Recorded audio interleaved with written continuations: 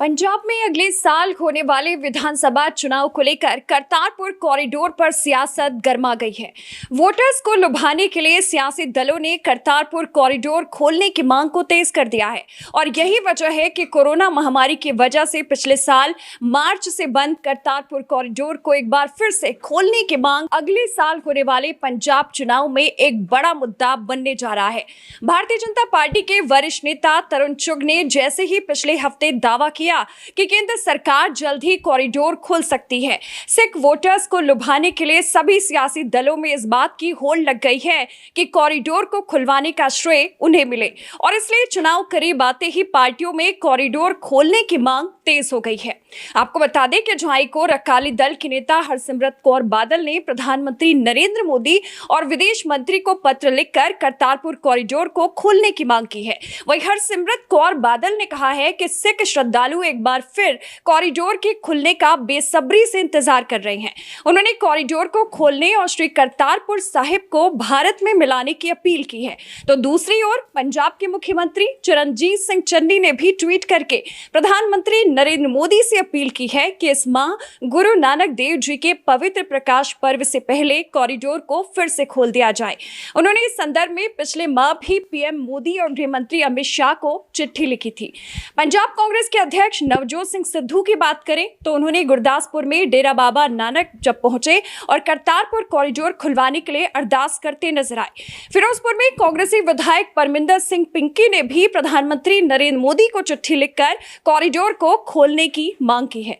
इससे पहले पंजाब के पूर्व सीएम अमरिंदर सिंह ने भी जुलाई में प्रधानमंत्री को चिट्ठी लिखकर करतारपुर कॉरिडोर खोलने पर विचार करने की मांग कर चुके हैं। अगर हम बात करें आम आदमी पार्टी की तो ये भी इस मामले से पीछे नहीं है और मुद्दा उठाने की तैयारी में है। आपके एक विधायक का कहना है कि संदर्भ में सिख संगठनों के साथ उनकी मुलाकात हुई और जल्द ही विदेश मंत्रालय के सामने ये मसला उठाने वाले हैं। एकाएक राजनीतिक दलों को अचानक करतारपुर कॉरिडोर की याद इसलिए आ रही है क्योंकि चुनाव करीब है। शिरोमणि गुरुद्वारा प्रबंधन कमेटी यानी कि एसजीपीसी के अलावा सिख समुदाय के सदस्यों ने बार बार प्रधानमंत्री को चिट्ठी लिखकर कॉरिडोर खोलने की अपील की है। इसलिए उन्हें लुभाने के लिए अब सभी पार्टियां ये मांग करने लगी हैं। पंजाब में सिखों की आबादी लगभग 58% है और दूसरी ओर कॉरिडोर के उद्घाटन को पूरे 2 साल हो चुके हैं। इस मौके पर पाकिस्तान ने ये भारत से ये भी आग्रह किया कि वे अपनी ओर से करतारपुर कॉरिडोर को फिर से खोले और सिख तीर्थयात्रियों को आगामी गुरु नानक देव जी के जन्मदिन समारोह के लिए पवित्र स्थल पर जाने की अनुमति दे। तो वहीं पाकिस्तान के विदेश कार्यालय की ओर से बयान आया है कि भारत ने अभी तक अपनी ओर से गलियारा नहीं खोला और तीर्थयात्रियों को करतारपुर साहिब जाने की अनुमति नहीं दी है। आपकी जानकारी के लिए यहाँ बता दें कि 9 नवंबर 2019 को गुरु नानक देव जी के 550वें प्रकाश पर्व के शुभ मौके पर एक ओर प्रधानमंत्री नरेंद्र मोदी और दूसरी ओर पाकिस्तान के प्रधानमंत्री इमरान खान ने इसका उद्घाटन किया था।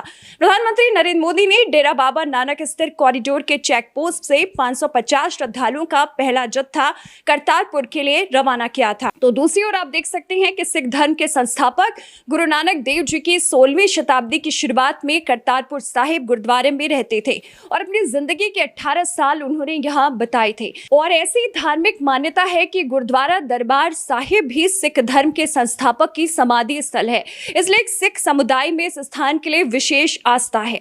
करतारपुर कॉरिडोर लगभग 4 किलोमीटर का रास्ता है जो भारत पाकिस्तान की सीमा पार गुरुद्वारा दरबार साहिब से जोड़ता है। एक श्रद्धालु करतारपुर कॉरिडोर के जरिए पाकिस्तान की जमीन पर बिना वीजा के गुरुद्वारा जा सकता है, लेकिन कॉरिडोर खुलने के कुछ महीनों के बाद ही कोरोना वायरस महामारी ने दुनिया भर को इससे प्रभावित किया और इसी वजह से तीर्थयात्रियों के जाने पर रोक लगा दी गई है। फिलहाल देखना होगा कि करतारपुर कॉरिडोर को लेकर सियासी दलों में शुरू हुआ क्रेडिट वॉर क्या वाकई वोटरों को लुभाने में एक महत्वपूर्ण हथकंडा साबित होता है या नहीं।